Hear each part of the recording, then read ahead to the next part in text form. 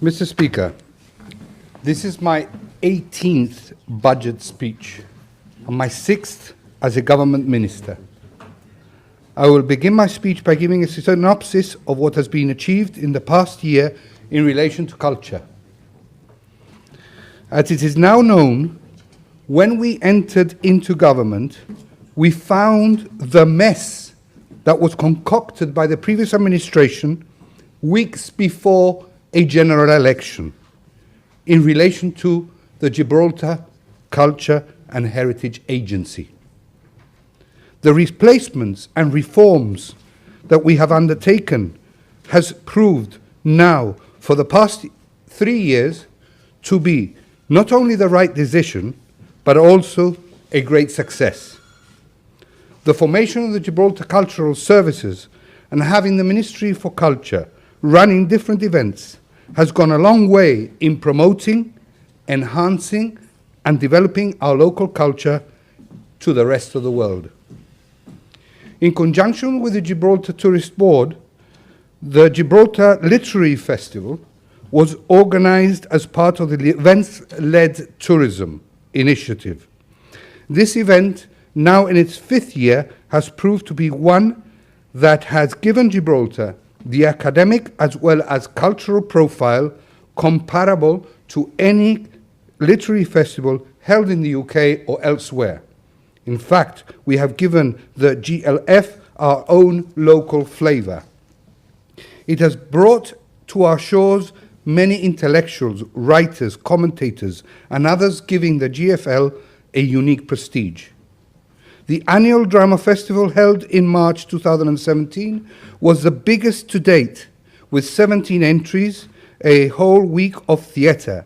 We now see international drama groups participating from the UK and Spain.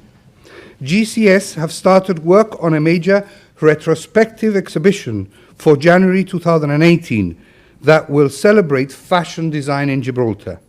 This is part of our ongoing cultural development initiatives. The same can be said with the Gibraltar World Music Festival, which we sponsor. This festival is now being commented around the world as one which is exporting our harmonious society. This year, the theme of uprising has attracted the coverage of international TV channels.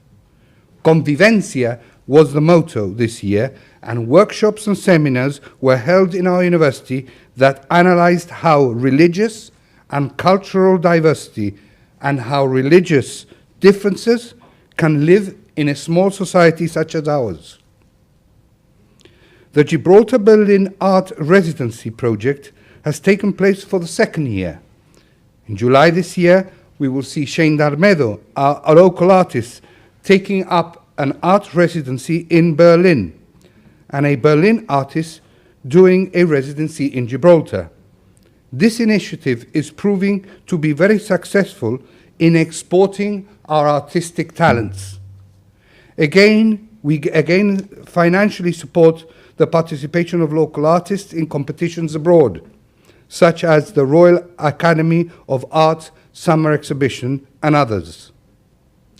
GCS is responsible in overseeing and organizing traditional events in our calendar, such as Miss Gibraltar, Spring Festival, Autumn Programme, Summer Nights, the Gibraltar Fair, National Celebrations, New Year celebrations, international art competitions, literary and poetry competitions, classical concerts in conjunction with the Philharmonic Society, amongst others.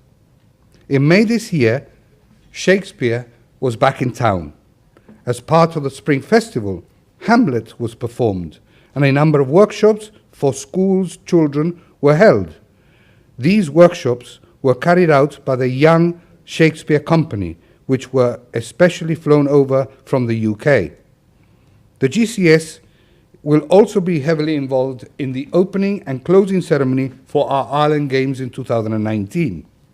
On the 2nd of June, GCS organized the 2nd anniversary of the opening of yet another manifesto commitment of having a National Art Gallery, as we all know, named the Mario Fillinson National Art Gallery.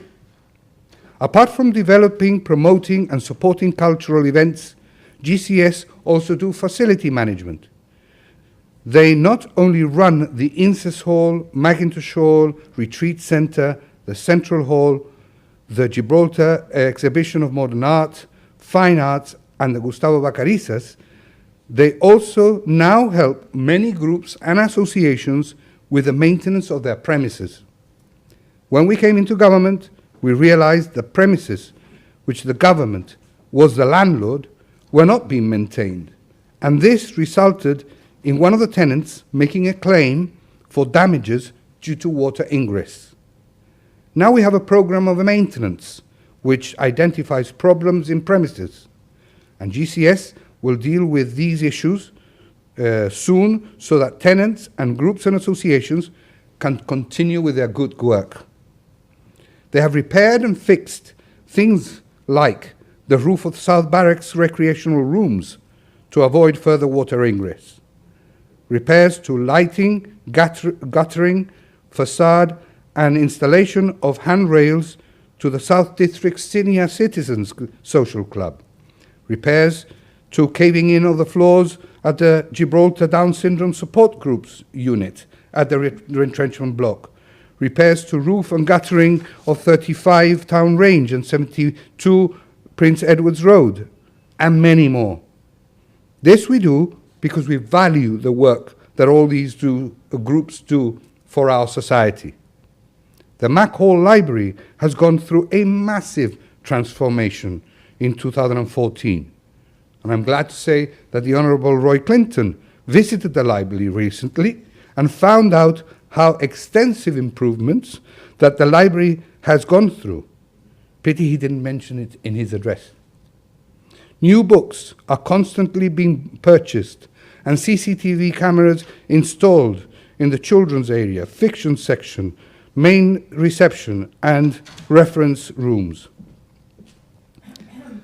As to repairs at the theatre, which is now complete, these consist of refurbishment of the sound and light control room with new sound and light equipment, new floors and seatings, removal of seats to create disabled access, and increased capacity from 380 to 408 seats, new curtains, new carpet for the upper theatre gallery, and new frosting to main doors.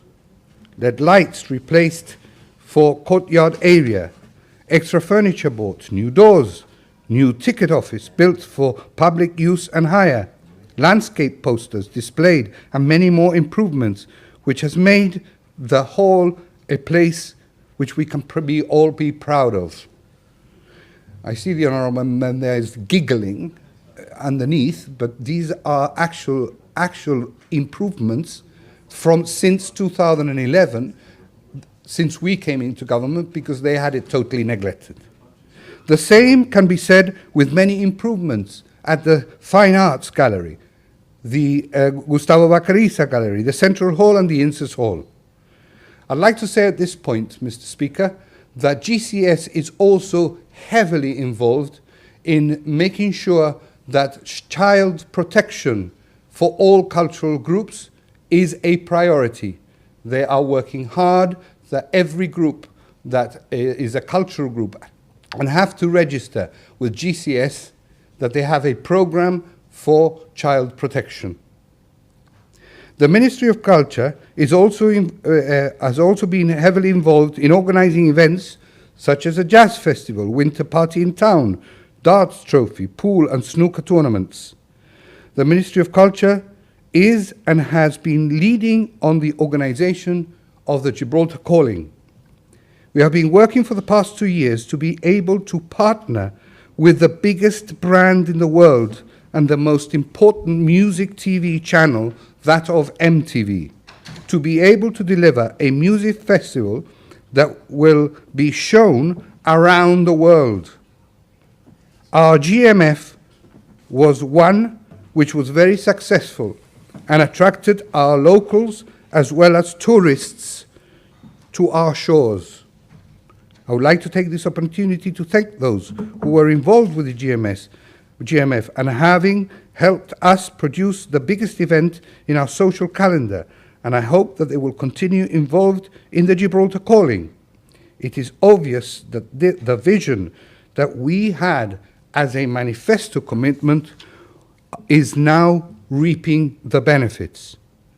Our policy of events-led tourism is working, and the figures of hotel occupancy, as all the other statistics that the Chief Minister mentioned in his address, show this.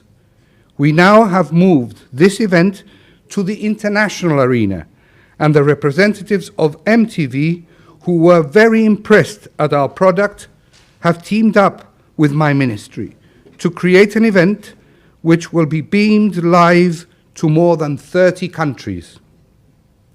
The value of this is immense. To give you just a snapshot of the benefits of this partnership, I will give this House a few figures, and I will also give the honourable members who are talking there, if they want to listen, these figures.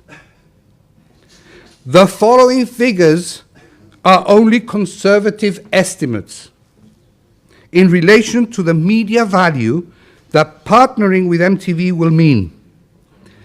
The TV programs being produced and which will be broadcast in 30 countries and has an audience of about 1 billion is estimated to have a value of £500,000.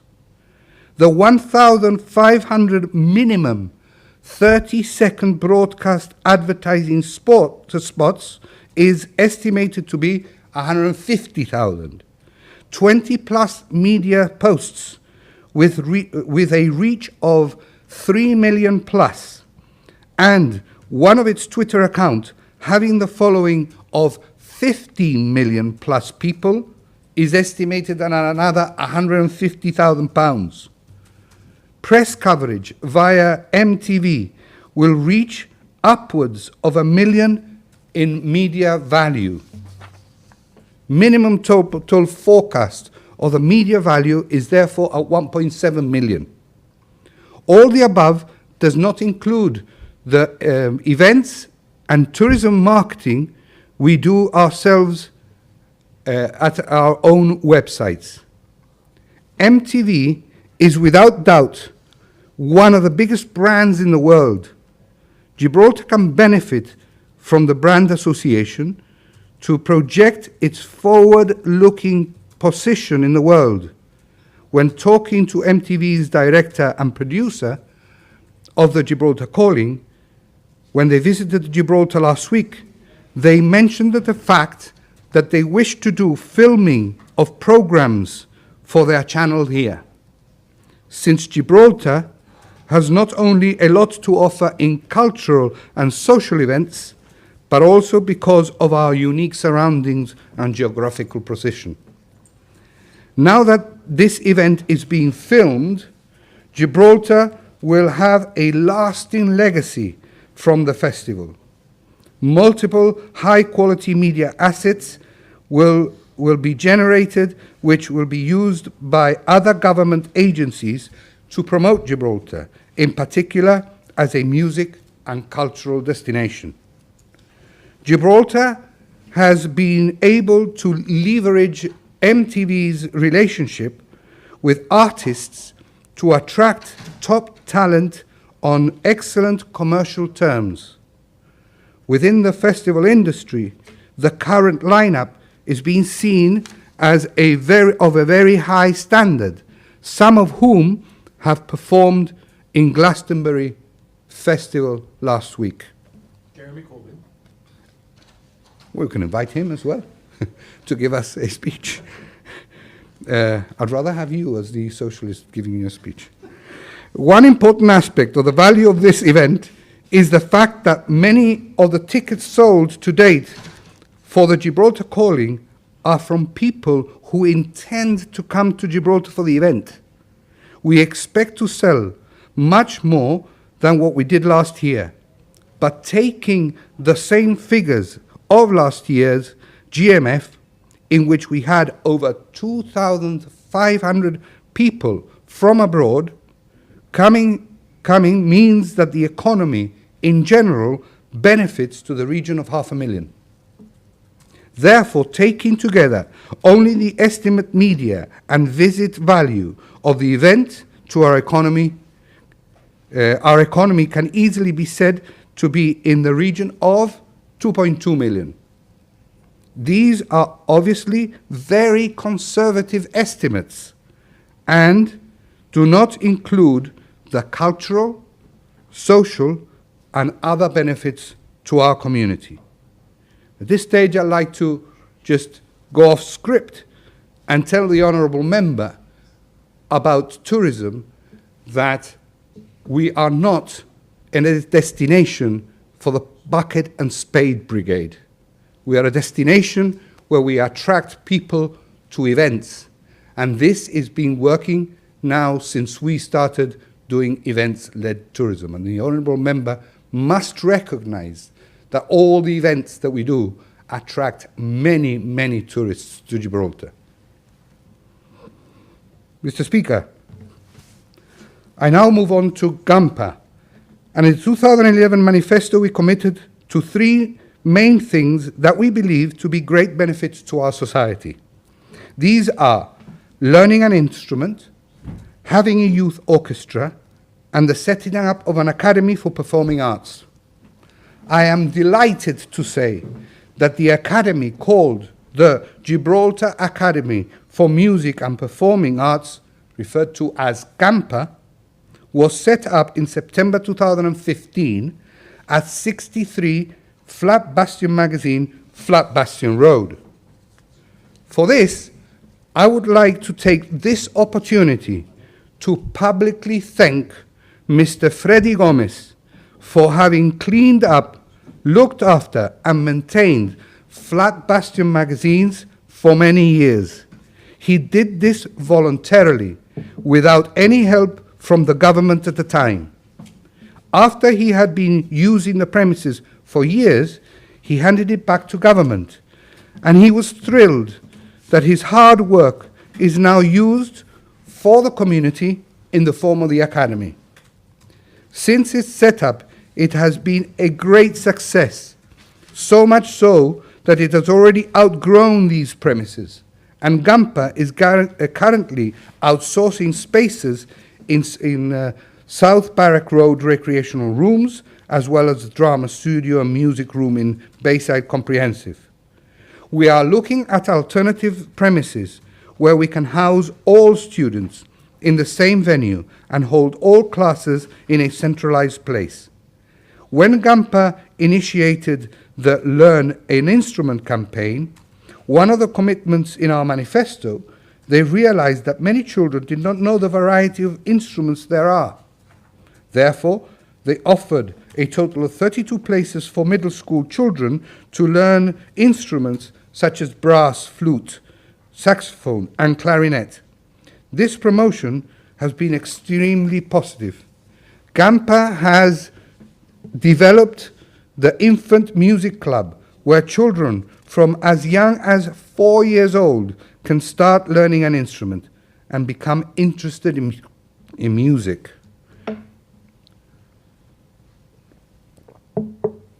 GAMPA has become the official representatives of charanga music in Gibraltar. More than 10,000 teachers use charanga programs in over 3,000 schools. It produces engaging, exciting, innovative digital music teaching and learning resources in both primary and secondary schools to support music teachers and their students. GAMPA has been working very closely with the Parasol Foundation in order to develop the Parasol Foundation Scholarship Program. This program has been designed to help the next generation of musicians and actors develop and have more teaching contact and prep time. This program has been renewed for another year. 2 scholarships for excellence and promise were offered to students who show a high level of skill and have potential to excel. 3 scholarships were offered to beginners who showed potential and have achieved quite a lot in a short space of time. Ensemble scholarships is open to all students in the academy. GAMPA has been offering string ensemble, windwood ensemble, corps drums ensemble, oral skills, vocal ensemble, classes in order for children to accompany, to play as part of a group. This develop their ensemble skills with a view of having children play together to fulfill another manifesto commitment to form a youth orchestra. These classes have no maximum limit of students. Further scholarships were offered to students with financial hardship. I'm glad that this happens because some of the children are not able to do it, and I'm glad that GAMPA has taken this on. Extracurricular activities can prove to be expensive to a student that feels they really want to dedicate themselves to a certain series of classes. All in all, the success of GAMPA has been such that we are looking at expanding to have more premises to be able to cope with the demand. Together with the HM government, the Parasol Foundation have also supported the Academy with a scholarship for drama and by purchasing music books in order to complete the Academy's library, as well as funding for more instruments. The ABRSM, I hope Mr. Speaker doesn't ask me what these mean, exams have been taking part in Gibraltar for decades under the supervision and management of the College of Further Education. It is important to note that it also does singing and performing courses of which recognized examination has been conducted. GAMPA has therefore become an examination center for the ABRSM, the Trinity Rock and Pop exams, and has proved to be very successful, and the Trinity College London Drama exams. Every exam has been allocated a level and the number of credits in the qualification and credit framework in England, Wales and Northern Ireland. GAMPA is very proud to be offering tuition and examination opportunities to students who choose to study classical pop, rock music, as well as acting and drama. Mr. Speaker. Okay. I now move on to the media, which forms part of the responsibility, of my responsibility for the first time. I have been able to closely work with the Chief Executive of our national broadcaster, GBC, to ensure that standards of service are maintained and, where possible, improved. GBC is a far cry from the television and radio station just 5 years ago, due to the lack of investment by the previous administration, with huge improvements having been carried out to its programming since then. This has happened thanks to the funding provided by our government and the commitment of its management and staff to make it work. The efforts have paid off. The feedback received by the corporation continues to suggest that a majority of viewers and listeners enjoy GBC radio and television Gibraltar programming. Live and on-demand programs via GBC Online have a good following, on-demand programs via GBC Online have a good following too, and as they do with social media platforms, where GBC News is relied upon as an authoritative and reliable source by thousands. TV shows such as the recent Port Ops that focused on activities in the Gibraltar Harbour, the Collectors that showed the unusual collections owned by several Gibraltarians, and the Rock Explorers that every week shows a different element of local natural history, are shows that would only be produced by a local channel, proving GBC's value to the community. There has been a significant number of local series and specials produced during the past 12 months, with these including the ordination of Bishop Samit, which was broadcast live from Malta, as well as the installation of at the Cathedral of the St. Mary the Crown, and also covered live. This year, GBC has also carried live several Gibraltar-related political events from Westminster and the United Nations, ensuring viewers and listeners remain well informed on issues that affect them. This is also the case with respect to the current Island Games in Gotland, where there is a team of GBC journalists and producers and are reporting on Gibraltar's participation. In addition, GBC Sports Award, which has been a firm fixture on the annual social calendar, was once again aired in March, and I take this opportunity to once again congratulate the winners of these such deserved trophies. As Minister for the Media and Sports, I am really pleased that GBC has taken this initiative, which sportsmen and women are rewarded for the hard work and effort they put in to be able to at times reach very high standards at international level. I must also mention the GBC Open Day, which last Christmas raised an incredible £142,000. The Open Day is an institution on the Rock, for which it is extremely gratifying that our national broadcasters lead on the event, which is followed by practically everyone in Gibraltar, knowing that their donations will help a variety of local worthy cause. The last 12 months have seen several staff changes at the Broadcasting House, with some of our household names we've been used to over the years either retiring or leaving to pursue other projects. In particular, I'd like to thank Mr. James Nish, Christine Clifton-Seiler and Stephen Nish for their many years of service to the corporation, while wishing the new faces and voices who have replaced them every success in their new career. This government continues to provide GBC with the funding required to keep up with technology. This year the focus has been on the replacement and the aging TV studio lighting grid, which is much more environmentally friendly LED lights, the first phase of which has now been completed. The second phase of this project will take place during this financial year. The station's satellite transmission facilities have also been upgraded, including the replacement of two 25-year-old dishes with new motorized ones that will allow greater reliability and flexibility for satellite reception. That is being used frequently as GBC provides coverage of a great number of international events, including the football. Mr. Speaker, GBC is swimming against the tide of international broadcasters that have made available locally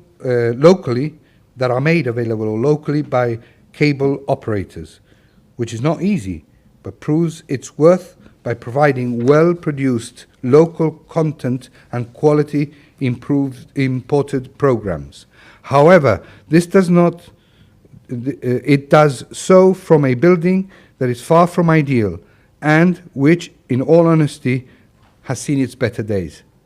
It therefore remains this government's intention to relocate GBC for the corporation to enjoy the working conditions staff deserve, and which will no doubt encourage them to build on their current success.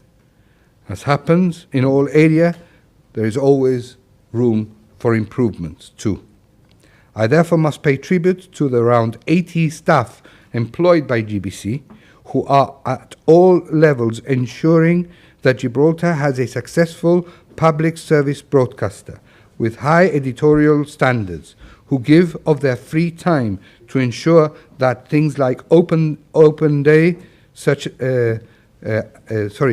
Open Day, as well as to the public, to the members of the public and commercial sectors who support it and give so generously, and that reflects the Gibraltarian identity through numerous locally produced programs. Moving on to the youth service, I can announce that it has undergone a number of significant changes, most noticeably within its structure and staffing arrangements.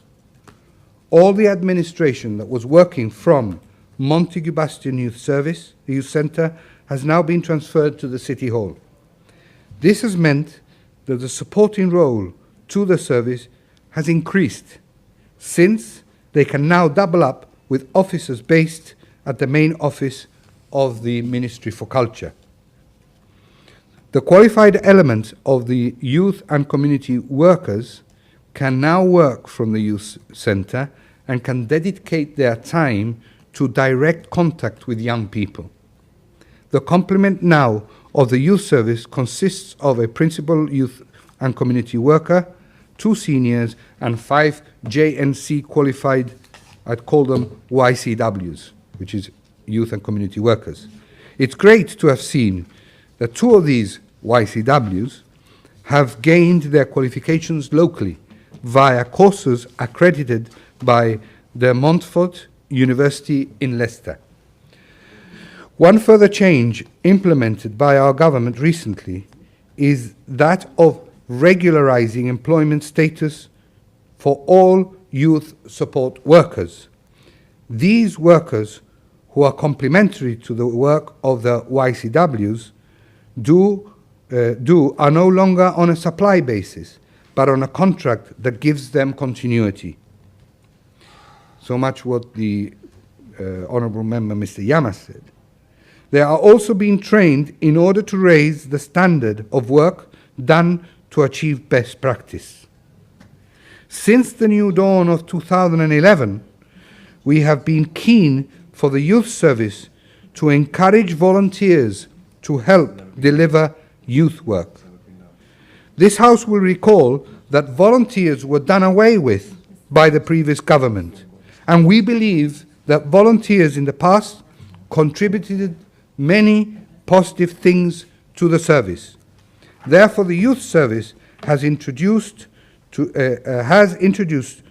everyone interested in working with youngsters a locally recognized and assessed course in understanding youth work for volunteers and support workers. This year, trainees were able to select actually whether it was assessed or non-assessed route. The non-assessed route offered the trainee a certificate of attendance, along with the chance to volunteer their services to various youth work projects. Due to the success of our training, we have once again offered Understanding Youth Work training for youth work trainees who started the course in October 2016 and will have completed their training by this Friday. Professional development is paramount to youth workers. And to that end, we are committed to supporting the staff to be able to train and learn new initiative ways to be able to deliver an excellent service. From the principal youth worker and his 2 seniors, who have undergone training on issues related to grievances, discipline, dismissal, and to train to all others in the service courses to do with safeguarding children, health and safety, first aid at work, basic fire and rescue training. The youth service has been part of a multi-agency child protection committee since it was formed in 2015. It is imperative that child protection is at the heart of all agencies, associations, and entities that are in contact with children. The Youth Service is a member of the Child Protection Committee, and following a request by the care agency in November 2015, the Youth Service agreed to join the Safeguarding Children and Young People training team as from January 2016. The Youth Service has increased its commitment to support child protection in Gibraltar. They have subscribed and subscribed to Signs of Safety model by committing themselves to taking multi-agency approach in managing safeguarding issues and placing the welfare of children, young people, at the heart of everything they do. In addition, the Youth Service will very soon be in a position to support the care agency by committing a senior member of staff to becoming a Safeguarding Children Tier 2 trainer for the multi-agency team. All youth service staff underwent a very successful weekend of personal professional development, training, taking of their own time that focused on the importance of supervision in youth work. Since the MOU was signed by the Youth Service and the RGP, they have been able to build and establish a professional relationship of trust that has made significant progress in many areas, that has improved the service to young people in this community. As an example, the RGP Charity Committee has helped in the funding of residential weekends away for youngsters, in which some officers accompanied them. In turn, the RGP have benefited from the youth service since they are providing training to new recruits regarding working with young people in our community. This partnership has also allowed both entities to be able to work with the neighborhood, to be able to understand community problems more closely. Mr. Speaker, at this point I would like to say that it was sad to hear the Honourable Elliot Phillips, who has not been hearing any of our speeches, and yet he spoke yesterday about many of the things that he didn't even hear, and he's not here today to listen to all the good things that we're doing with the young people in our youth clubs and the youth service, and how we protect young people, and how we look about issues of drugs, of even youth justice, which he mentioned yesterday and he's not here to listen today. I'd like to say that I'd like to compliment the youth service because they do an excellent work. And I don't know how many thousands of people he has queuing up, either on his home or at his office, which he mentioned yesterday. Thousands of young people going to him and telling him how bad things were. Well, I don't know, but even in the youth clubs, we have 4 youth clubs, and we don't get thousands. We get hundreds, but not thousands. He must have queues all in College Lane. Mr. Speaker, I carry on by saying that our government continuously invests in the refurbishment of our youth clubs. The Plata, Dolphin, and Laguna youth clubs have undergone some significant interior refurbishment works that are complementary by new, modern, and up-to-date kitchens for young people to use and learn necessary life skills. One facility which we have invested in, unlucky that the leader of the opposition is not listening, we have invested in, and we will soon be completed, is that of the Girl Guides hut in the Upper Rock. This hut, which could no longer be used since it was not fit for purpose, yet we found that the previous administration had plans for, but never started it. Grins from the opposite members, grins. We will see a new floor added to the accommodation and more beds. It will have new kitchens, and the building will be accessible to all. The Girl Guides, who do a great job informing the lives of young girls, have been asking for this for many years, but have gone to deaf ears. Therefore, it gives me great pleasure to be able to deliver the state-of-the-art premises where they can continue to do the magnificent work that they do. Our government values the contribution of the Gibraltar the Youth Advisory Council, which already has representatives from the Duke of Edinburgh, Girl Guides and Scouts. We have therefore seen it fit to expand its membership to include the RGP, Education Department, GHA, Care Agency, and the St. John's Ambulance, and the Drug Coordinator. All these entities have a lot to contribute in helping deliver quality youth work. Further to the Council, as the Minister for Youth, I have felt it important to give young people a voice in our community. Again, rebutting what the Honourable Member stated yesterday, that we do not listen to young people. The youth service set up a number of meetings with young people where they could raise any issues they had with me. This year, members of the Youth Forum focused mainly on issues regarding education. As a result of these meetings, young people have had the opportunity to meet with the Minister for Education, Dr. Cortés, with the Director of Education, with the Principal Youth Officer and myself at the Youth Center to discuss issues that concern them. The Youth Service is working closely with young people so that the issues raised by them are taken seriously and acted upon. There are many projects that are run by the Youth Service. These range from developing photographic and filming skills to personal and social development opportunities and even fun activities.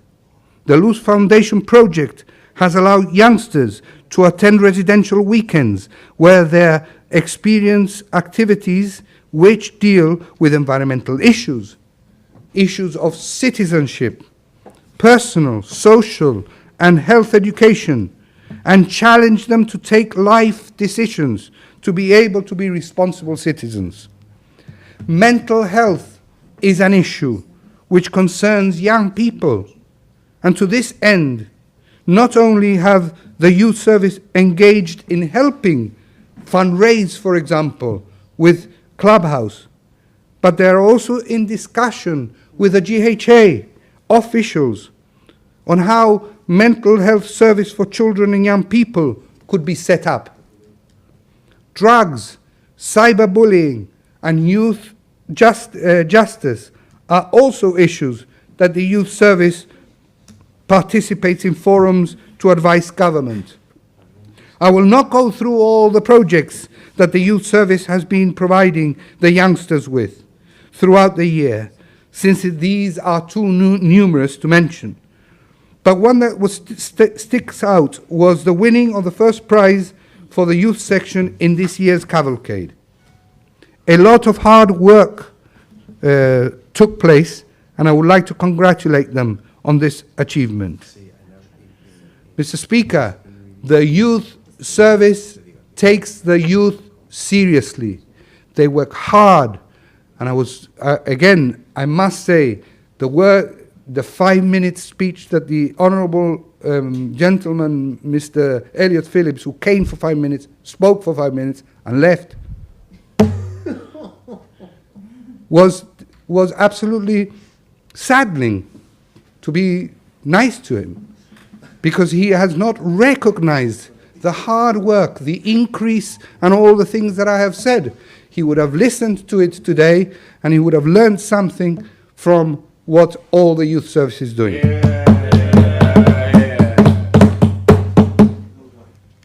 think this will be a convenient point at which to have a short... Before the Minister, no doubt, calls upon the House to acclaim last night's historic victory by Europa Football Club against the Welsh All Saints.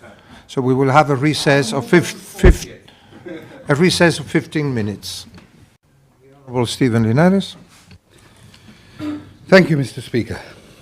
Mr. Speaker, the King's Bastion Leisure Centre also comes under my remit as the Minister for Leisure. When we came into government in 2011, the King's Bastion was a massive drain to the economy.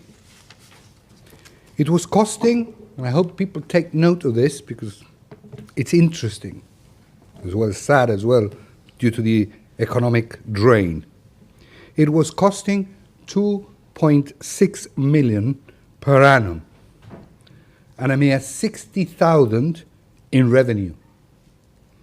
After making changes and terminating lucrative contracts, which were signed by the greatest Gibraltarian in history, the previous administration, and reforming the way in which it was run, we now see the deficit massively reduced. Employees of KBLC were employed by the Gibraltar Sports and Leisure Authority, GSLA. And the revenue of the GSLA was actually fictitious, since it was transferring money from one government-owned company to the GSLA, which is also a government entity. By transferring these employees to the Bayside complex, where they were asking for more staff, and giving a contract to other GSLA employees who form their own company, has reduced the running costs substantially. Now, KBLC is costing annually 1.6 million and is making revenues of 500,000 and increasing every year. As can be seen, KBLC decreased the running cost by 1 million from 2.6 to 1.6 and have increased the income from 60,000 to 500,000, resulting in a significant reduction in the overall deficit. At the same time, they are carrying out the following improvements to the facilities: the fitness gym, a complete overhaul of men and ladies changing room. All old equipment have been replaced with new equipment, and an outdoor gym has been created in the back patio. The amusement arcade has seen the replacement of worn-out carpet tiles and high-quality fitted carpets in the gaming and the games vault. Vaults repainted in bright colors. KBLC has cladded the ceiling and refurbished the Line Wall Road entrance to match the works carried out at the main street and the main entrance. And they are in the process of repainting all the ironmongery, including columns and gates, on the line wall facade of the building. The second floor, the cinema foyer area and toilet corridor has been repainted. Some damaged glass panels around the terrace areas has been replaced. Entrance tunnel and toilet passage walls painted, cladded with wood face bricks. In the ice rink, the new skirtings have been fitted to complete the refurbishment that was started in 2015. I would like to take this opportunity to say that the ice rink, it is a disaster in relation to the running costs. Whoever thought, probably the greatest Gibraltarian in history, of putting the ice rink on a second floor did not contemplate the amount of money it would cost in electricity. It's like having a fridge all day opened at the beach in the month of August. We are now looking at the possibility of putting solar panels on the roof, but we're finding it difficult due to the fact that even the roof is slanting the wrong way. Leisure Management Services, who is contracted to run KBLC, has agreed with the GSLA to provide basic management maintenance services at the Bayside complex and has employed an additional maintenance staff member to cope with the extra work. This will provide more income to help them meet their running costs. During the current financial year, LMS will be upgrading the consoles and software used at the bowling alley and will start work on the replacing of the bowling ceiling as well as the installing LED screen panels for the back end of the bowling lanes. The latter will be useful in attracting marketing revenue. LMS, on behalf of KBLC, has entered into an agreement with the Gibraltar International Airport authorities for the provision of a children's play area within the departure lounge of the airport, where they can install some more arcade machines. Both these initiatives will provide additional income streams for KBLC, and that will help them in reducing the overall running costs. I would like to congratulate both the management and the staff of LMS for having taken the task of running the leisure centre with a budget less than $1 million from the previous setup, and at the same time improving all the facilities, a far cry from what we inherited in 2011. I now move on to my responsibility of sports. Phase 1 of the works at GSLA swimming pool complex have been completed, with Phase 2 final completion scheduled for this summer. The works have included the installation of a second filter for the accessible pool, as well as the installation of systems that will automate chemical dosaging, backwashers, and automatic reading of water turbidity. Improvements are already noticeable in terms of efficiency, and once completed, the configuration will result in savings in chemical consumption, water consumption, and maintenance cost. Let's not forget that the photovoltaic panels, which cost $680,000, from which $290,000 came from the EU, i.e., the expenditure of government was $390,000, cost to the taxpayer, has been paid by savings. The savings to date is approximately $720,000. Not only are we making these savings with the photovoltaic panels, we are producing electricity in excess to what the swimming pool needs. And therefore, we are also feeding this to the main grid. The system, the best of the system is that the facility is functioning virtually at zero carbon emission. Additionally, these works form part of a scheme to offer the general public an enhanced service, resulting in the facility opening 7 days a week.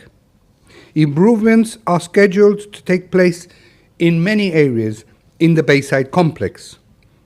To begin with, and due to the fact that the 3 paddle tennis courts are extremely popular, they have suffered a significant amount of wear and tear. And therefore, we will be resurfacing after the Gibraltar Calling Music Festival in September. Currently, the turfs of these courts are laid over sand substrate, and users have been complaining that this is causing issues with the playability of the surface, and in particular the ball bounce. Therefore, the resurfacing will also include, this time round, the laying of a porous concrete base to replace the current sand substrate. This will resolve the current issues, such as the ball bounce. The boat house area will undergo an extensive refurbishment this summer. The building, which has been extensively used since it was built 10 years ago, requires work to address water ingress, as well as requiring improvements to the general areas. It has been temporarily the home of the GFA for the last 4 years, and it will be moving out imminently. It will now continue to house the associations who currently hold office space, but will also become the official home of the Gibraltar Island Games 2019 Organizing Committee, including the Games Director. As is well known, the GSLA is charged with looking after the playgrounds and parks around Gibraltar. Within the GSLA, there is a maintenance team who regularly go round the playgrounds and parks, mending, fixing, and or replacing the equipment. All the playgrounds and parks now have a notice where there is a hotline number for the public to contact should they see if any of the equipment needs repair. The team will go out to fix on the spot, make safe, and or take away to repair. Apart from the continuous maintenance, every financial year there will be a continued program of upgrades to parks and playgrounds. The Shilton Court housing estate has been earmarked as an area that requires attention. This is an old park and play area that was inherited when the estate was transferred to the government. Various options are currently being considered for the area, with the Tenants Association liaising closely with the GSLA. The government, via the GSLA, has been involved with the following events locally and internationally, both at logistical and financial level. Mr. Speaker, with the football, as in the UEFA futsal, I don't think I would go through all of them, just to highlight, for example, the snooker, the pool, the darts, helping with the chess, the junior chess, backgammon, squash open, international regattas, Harley Davidson, even the International Song Festival. I've just left a few out there, Mr. Speaker, because I won't go through them all. In addition, the GSLA offers logistical support and facilities for the local sports association to complete their leagues, develop programs throughout the year, as well as assisting schools in fulfilling their PE curriculum, both at the Bayside Complex and the GSLA swimming pool. The Summer Sports and Leisure Program 2016 once again improved in its previous year attendance, registering over 9,500 throughout its different elements over the 6 weeks. The sports train offered sporting and leadership activities every weekday in the mornings for 7 and 14-year-old children. The Children's Corner offered appropriate sports and recreational activities 3 times a week. The family evening sessions noticed a marked improvement with the attendance of nearly 40. The Stay and Play program offered sport, physical, arts and leisure activities for children with disability 5 days a week. This element is in particular needs to be reviewed, its schedule, given the significant higher attendance. And with this in mind, the temporary staff complement has been increased for the upcoming program. In addition, the care agency will be actively involved in the induction training program for 2017, adding to the quality of delivery whilst safeguarding the interest of leaders and users alike. The GSLA also works in partnership with the Sports Association, 28 in total, to provide a whole range of sports coaching courses and taster sessions with children and young people. Other positive leisure providers, including the government, the Ministry of Environment, the GHA, and the RGP. Mr. Speaker, such is the success of the program, this sporting program, that the sponsorship arrangement with NatWest has been extended, and we are grateful for their continued support. The government, via the GSAC, i.e. this Gibraltar Sports Advisory Council, which is administered by the GSLA, has continued to support local athletes' teams when they travel abroad to official international competition. The GSLA advocates the fact that it's not purely to be a member of the international body, but local entities need to be active within them by participating in events, competitions, or by participating in congresses or annual general meetings. Sports development initiative has also been supported with a view to increase the qualifications, knowledge base, and experience of local coaches and administrators. This is particularly relevant as it will reduce the need for the importation of officials for the 2019 Island Games.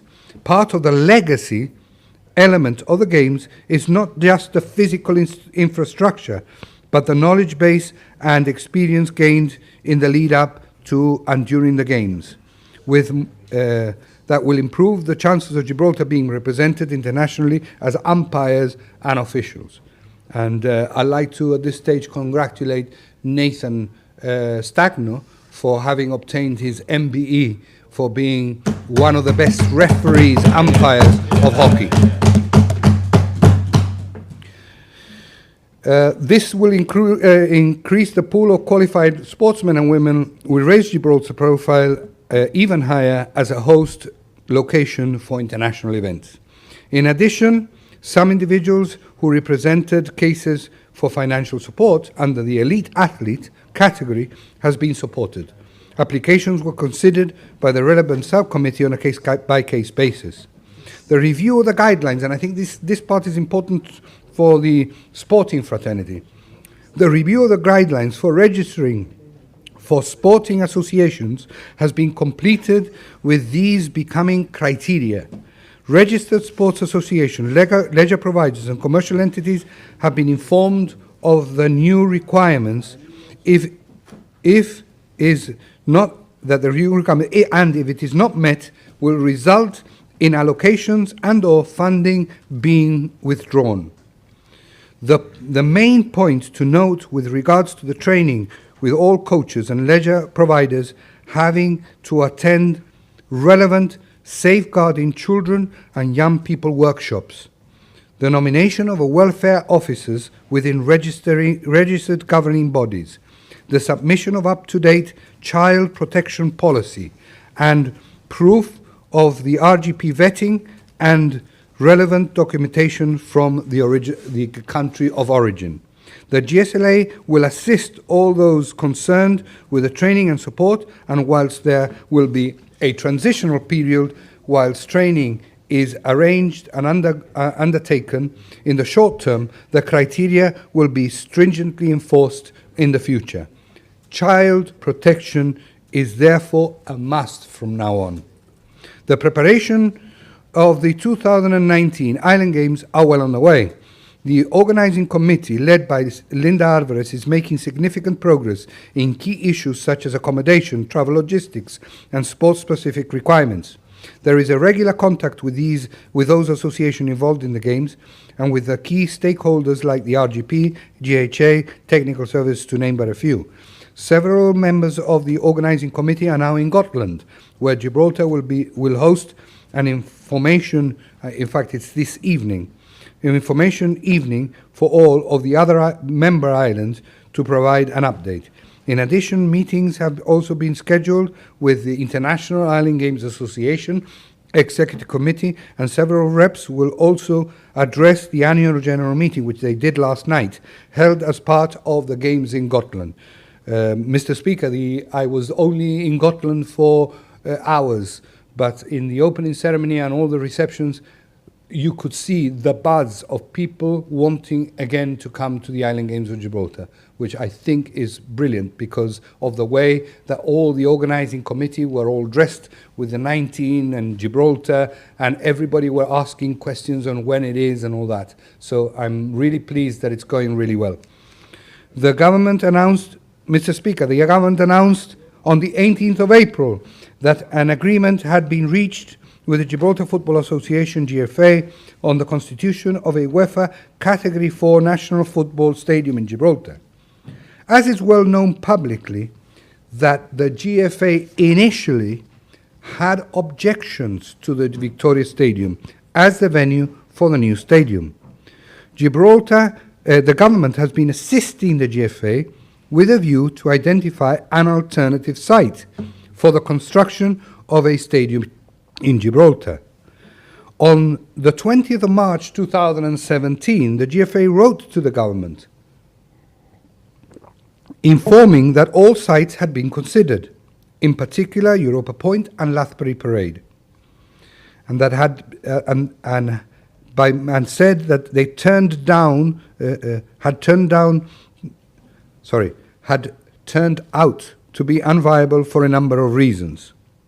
The GFA informed the government that it had explained its predicament to the UEFA, who, in the circumstances, accepted the lifting of the standing objection to the Victoria Stadium, on condition that the GFA acquired exclusive ownership of the Victoria Stadium. Government therefore happily acceded to the request. Given the current importance of that site to all other sports, the government agreed to sell the site to the Victoria to the GFA for 16.5 million, which represented a fair value for the site and the cost of relocation of the sports that presently use that site. The sale includes the old Victoria Sports Hall and the right to redevelop the area of Winston Churchill Avenue and the adjacent petrol station upon relocation for the latter after opening the tunnel under the runway. The sale does not include the Tercentenary Hall or the rest of the Bayside sports complex. I'd like to put to one side or at least quash all the rumors that have been banding about that we are also selling the hockey pitch. The hockey pitch is not part of the sale to the Victoria Stadium. It is only the part of the track, the stadium, and pitch number 2, and obviously the sports hall, as I mentioned. The sum of 16.5 million is the amount that the government will invest in re-providing the sports facilities presently provided for at the Victoria Stadium. In addition, the GFA will continue to allow the use, and this is important again for the people to understand this, the GFA will allow the use of the Victoria Stadium for a number of community events and schools use where this deconflicts from the GFA's own football requirements, which will then have priority on that site. The GFA will pay for the purchase in 3 installments. With the funds, it will be received exclusively from UEFA and FIFA. 2 installments of 5 million, which will be paid in this current financial year. A third payment of 6.5 million will be paid in the financial year 18-19. In addition, the GFA will invest in the region of 15 million in the redevelopment of the Victoria Stadium and the old sports hall. As a result, Gibraltar will enjoy a national football stadium which will be developed at no cost at all to the taxpayer. The government will be investing the entirety of the sum of 16.5 million paid for the Victoria Stadium to redevelop the sporting infrastructure of Gibraltar, which are affected by the sale. It will do so for the purpose of leading a total revolution and transformation of the sporting facilities available in Gibraltar, and will do so in time for the 2019 Ireland Games. All these facilities will be developed by the government as government projects, but will nonetheless be submitted to the Development and Planning Commission in line with the current practice, and will be developed with a new rules of accessibility of buildings forming part of the planning process. I think it's important at this stage to say that the Honourable Minister for Equality and Housing mentioned the fact that the law on disability will be coming in, but I can tell the Honourable Members and Gibraltar that all the planning that we are doing are now abiding by the new law. So therefore, these projects are already looking at the new law as opposed to what we have currently. In addition, the Ministry of Sports will continue to work with the GFA and all relevant sporting organisations and representative bodies in order to get the results that right on this investment in sports in Gibraltar.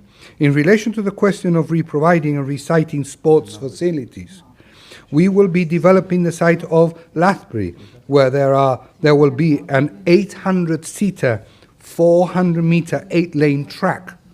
This athletic stadium facilities for athletics, which will also be general purpose sports field and will be made available to football and other sports in Gibraltar. This facility will therefore be larger than the current track in the Victoria Stadium. Within the Lathbury complex, a 52-metre pool will be built, which will fulfill yet another manifesto commitment. This new pool will be a 52-metre, 8-lane pool with seating capacity for around 400 spectators.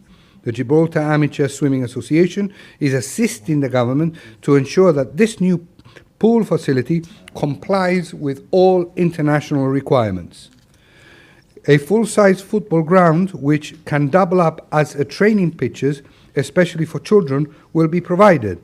This will be available to the GFA, to all the GFA league clubs, as well as to rugby.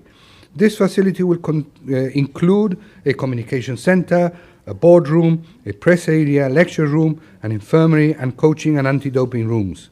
In addition, a gym and indoor warm-up area will be new offices for the Gibraltar Amateur Athletics Association and for the Gibraltar Amateur Swimming Association are also being developed as part of the new and exciting facilities. The whole of the area will also benefit from a huge underground 1,200 parking space area. Facilities for a cafeteria will also be provided. The athletics and playing field facilities is anticipated to be ready by December 2018. I know that come December 2018, we'll say, why haven't you finished it? Well, there might be a bit slippage, but that's my target. A full 100 meter times 68 meter plus 10 meter dead ball international size rugby ground, a cricket pitch, and a football training pitches will be constructed in a facility which will also be owned by the government, but run by a trust that will be comprised of the sports that will be using it and government. The government is working closely with the Gibraltar Rugby Football Union on the development of the rugby pitch in order to ensure that it complies with the necessary international standards. In addition to the rugby pitch, the facilities Europa will also provide for a rugby clubhouse. The provision of facilities for an oval 120 meters by 110 meters is also catered for in this development. 3 indoor and 3 outdoor cricket nets will also be provided. The government is working closely with the Gibraltar Cricket Association to ensure that the development complies with the relevant international criteria. In addition, a new, modern and fit-for-purpose clubhouse and pavilion will be provided for the Gibraltar Cricket Association. The outdoor facilities will have a 1,200-seater spectator stands. Importantly, the Europa Sports Redevelopment will provide a 42-bed dormitory for visiting sporting associations and teams. This will be available to teams and associations of all sports and will assist in the development of Gibraltar as a centre for sports training. The development of Europa will include a new 49-metre by 33-metre sports hall and events space. This facility will be multifunctional. Also included will be 6 new squash courts with provisions for 80 audience seats. Darts will have a 12-lane practice, ockies they're called, provided within a 4-metre by 10-metre space. Additionally, boardrooms, offices, lecture rooms, gyms, treatment rooms will be provided, together with a rehabilitation centre. The sports hall will replace the old Victoria Sports Hall, which will nonetheless still be available to the whole community by the GFA in a manner that deconflicts from their own needs, for their own needs.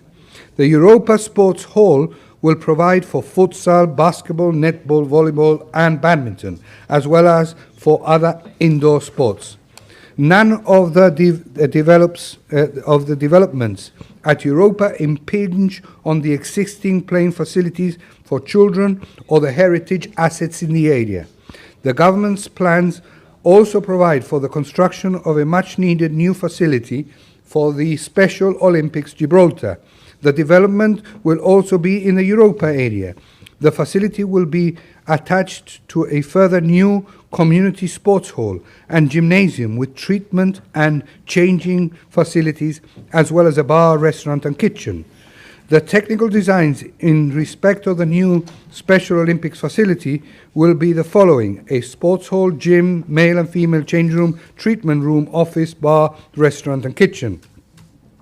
These facilities, although built for our Special Olympians, will be a place where all other as sports associations and entities will be able to use. The concept of these facilities is for it to be inclusive and accessible for all. The construction of outdoor and indoor facilities in the area of Europa Point of all sports will also be helpful in the development of the University of Gibraltar, and it's able to offer sporting-related courses as well as making sporting facilities available to students of the university as it grows and expands. The construction of the new Europa Sports Hall and Events space at Europa will require the relocation of the existing facilities at the Gibraltar Target Shooting Association. The government is presently engaged in discussions with the committee of the GTSA on the development of the new shooting range. The government is also already in contact with the International Sports Shooting Federation in order to ensure compliance with any new facility with the international requirements for sports of the shooting. Mr. Speaker, in conclusion, be it the change we have implemented in relation to the mess of the defunct Gibraltar Cultural and Heritage Agency, be it the reforms we have done in the King's Bastion Leisure Centre, be it the increasing of the funding to our cultural fraternity, be it increasing the funding to our sporting association, be it the construction of the new Girl Guides hut in the Upper Rock, be it the hosting of the Island Games 2019, be it the Europa Point complex, be it the Lathbury Swimming and Athletics Centre, be in the wonderful Special Olympics complex, be in the partnership we have done with MTV in relation to the Gibraltar Calling Festival. No one can question the advance this government has made and will continue to make in the governance and development of our country. The future is bright, and all our citizens know that there can only be one way forward, and that is to invest in our people. And I am honored to be part of a government that is forward-thinking, has a clear vision, from the way we are dealing with Brexit to the way we deal with day-to-day issues and all other aspects of governance. I would like to thank all those NGOs, such as the Youth Advisory Council, the Youth Forum, the Gibraltar Sports and Advisory Council, all the cultural groups from the arts, drama, photographic and dance fraternity, all the members of the governing bodies of those sports who are involved in delivering the state-of-the-art facilities which will leave a lasting legacy well after the Island Games has passed and well after we have all passed. The organizing committee of the Island Games, who do this without any financial interest, the team at AKS and Orfilas that are producing all the architectural and technical designs for all the sporting and cultural projects which I am involved in. Those are technical services who help me steer these projects. Thanks also goes to the staff of the Gibraltar Cultural Services, at the GAMPA, at the Leisure Management Services from the King's Bastion Leisure Centre, at the Gibraltar Sports and Leisure Authority, at GBC, at the Youth Service. And Mr. Speaker, and you and your staff at the Parliament, and last but definitely not least, my staff at the Ministry for Culture, without whom I would not be able to implement all the positive policies and manifesto commitment which I am involved. I commend the bill to the House.